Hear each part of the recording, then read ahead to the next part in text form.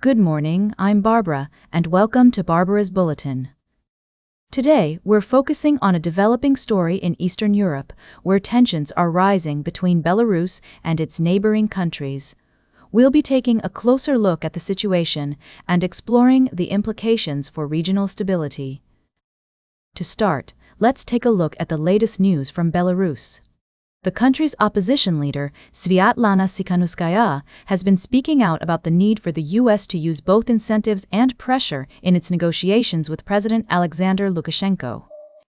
Tsikhanouskaya accuses Lukashenko of using political prisoners as bargaining chips and says that the U.S. needs to be firm in its dealings with him. This comes as the U.S. has been working to secure the release of over 1,300 prisoners who are being held in Belarus, including many who are considered to be political prisoners. While some progress has been made, with 51 people released in September, Tsikhanouskaya says that more needs to be done to stop the repression of opposition voices in the country. Meanwhile, Lukashenko has been denying that there are any political prisoners in Belarus and has questioned why he should free people who he sees as enemies of the state. This has led to concerns about the human rights situation in the country and the impact that it could have on regional stability. In related news, Belarus has been at odds with its neighbor Lithuania over a recent incident involving the release of balloons into Lithuanian airspace. The incident has raised tensions between the two countries and has highlighted the ongoing challenges to regional security. We'll continue to follow this story and bring you updates as more information becomes available. In the meantime, we want to hear from you. What do you think about the situation in Belarus, and how do you think it should be addressed? Share your thoughts with us on social media using the hashtag #Barbara'sBulletin. We'll be right back with more of today's top news on Barbara's Bulletin. Welcome back to Barbara's Bulletin. We're diving into the world of politics and business, where Elon Musk has been making headlines with his involvement in the Trump administration's Department of Government Efficiency, or DOGE.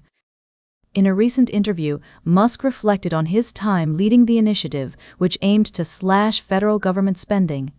He described it as a little bit successful, but also stated that he wouldn't take on the project again if given the chance. Musk's comments come after a tumultuous period in his relationship with President Trump, who he had previously supported and worked closely with. The two had a public falling out earlier this year, with Trump even threatening to investigate Musk's business dealings with the government. However, it seems that their relationship has since cooled down, with Musk attending a White House dinner with Saudi Crown Prince Mohammed bin Salman in November.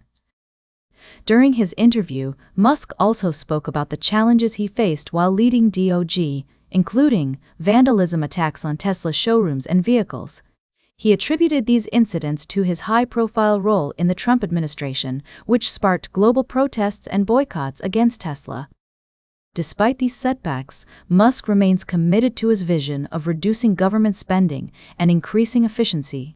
It's worth noting that DOGE's efforts have been met with significant resistance and criticism from various groups, including government employees and advocacy organizations.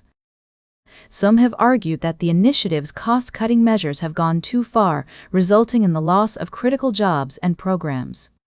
Others have praised Musk's willingness to take on the challenge of reforming the federal government, even if his methods have been unorthodox.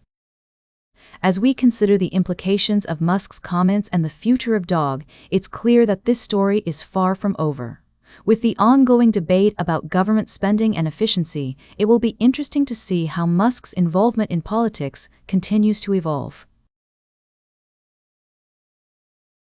Welcome back to Barbara's Bulletin. As we wrap up today's show, let's take a look at the latest news from France, where lawmakers have narrowly approved the 2026 Social Security budget in a knife-edge vote.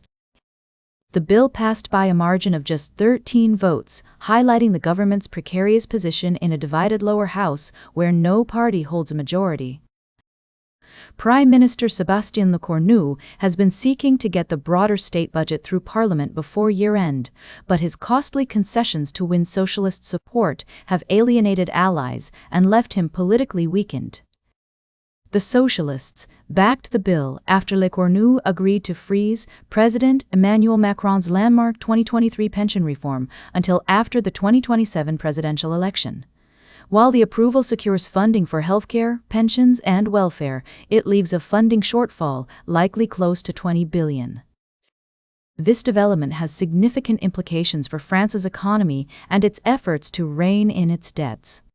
The government aims to cut France's budget deficit, already one of the largest in Europe, to less than 5% of GDP in 2026.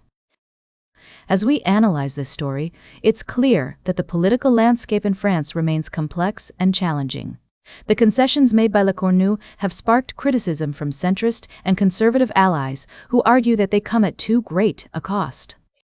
Meanwhile, the socialists have secured a significant victory, but one that may have unintended consequences down the line. Ultimately, the passage of the Social Security budget is just one piece of a larger puzzle as France navigates its economic and political challenges. As we continue to follow this story, it's essential to consider multiple perspectives and evaluate the potential outcomes of these developments. That's all for today's Barber's Bulletin. Remember to like, share, and subscribe. And until next time, stay engaged.